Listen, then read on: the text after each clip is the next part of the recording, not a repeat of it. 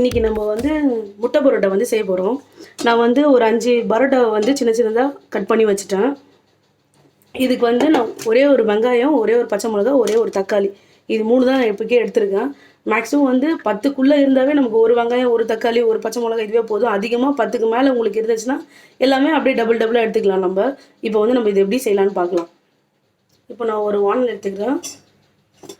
இது நல்லா வானல் சூடானோடனே கொஞ்சோண்டு ஆயில் சேர்த்துக்கலாம். ஆயில் அதிகமாக சேர்த்தா நல்லா இருக்காது, ஆயில் கம்மியாக சேர்த்துக்கலாம்.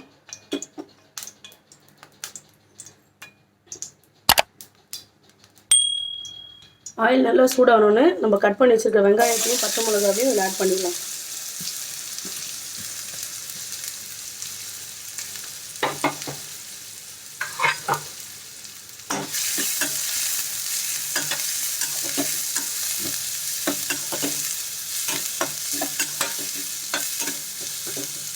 இதில் வந்து ஒரு 1/4 டீஸ்பூன் வந்து இஞ்சி பூண்டு பேஸ்ட் போட்டுக்கலாம்.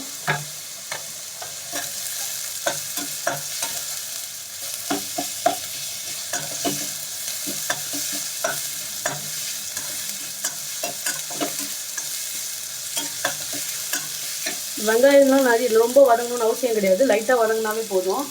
இப்போ வந்து தக்காளியும் ஆட் பண்ணிக்கலாம்.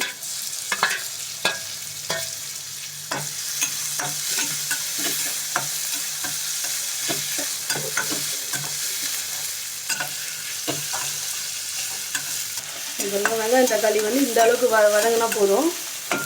இப்போ அந்த டைமில் வந்து ஒரு 3 முட்டை ஆட் பண்ணிக்கிறேன்.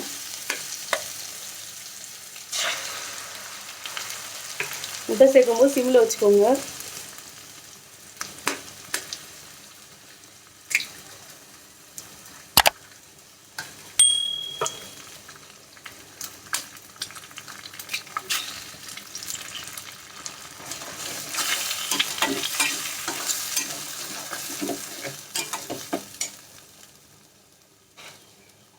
இதில் கொஞ்சமாக சால்ட் ஆட் பண்ணிக்கலாம்.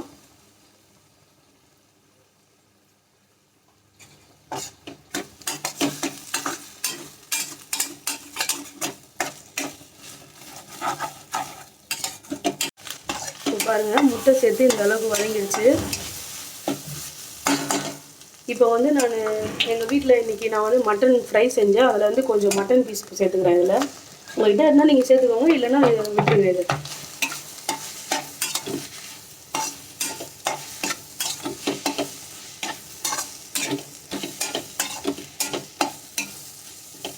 மட்டன் சேர்த்து கொஞ்சம் நல்லா வதங்கிட்டோம்.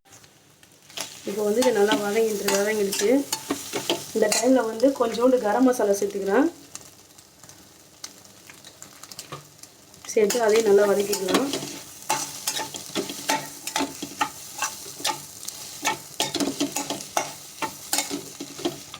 கட் பண்ணி வச்சுருக்கிற பரோட்டாவெல்லாம் இதில் சேர்த்துக்கிறேன் நான்.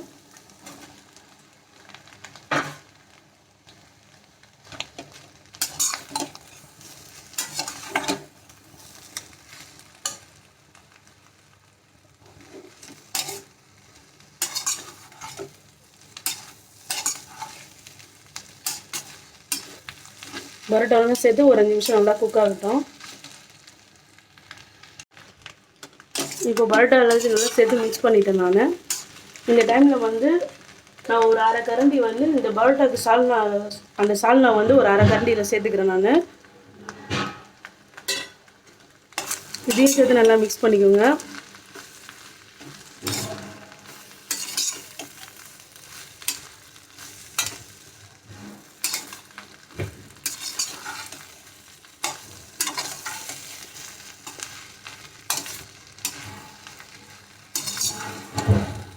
ஒரு 2 நிமிஷம் கொஞ்சம் நல்லா வேகட்டும். இப்போ பாருங்கள், பரோட்டா நல்லா வந்து இதிலே குக் ஆகிடுச்சு நல்லா. இந்த டைமில் வந்து இதுக்கு தேவையான அளவுக்கு கருவேப்பிலை, கொத்தமல்லி சேர்த்துட்டு,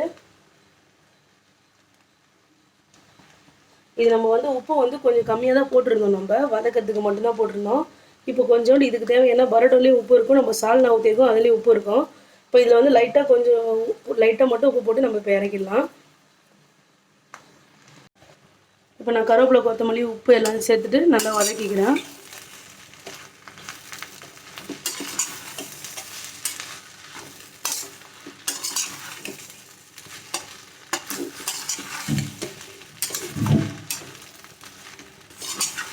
அவ்வளோதான், முட்டை பரோட்டா வந்து ரெடி ஆயிடுச்சு. இப்போ பாருங்கள், சூப்பரான மட்டன் கறி பரோட்டா வந்து ரெடி ஆயிடுச்சு. இதை சாப்பிட்டு பார்த்துட்டு உங்களோட ஃபீட்பேக் எனக்கு வந்து கமெண்ட்டில் சொல்லுங்கள். தேங்க்ஸ் ஃபார் வாட்சிங்.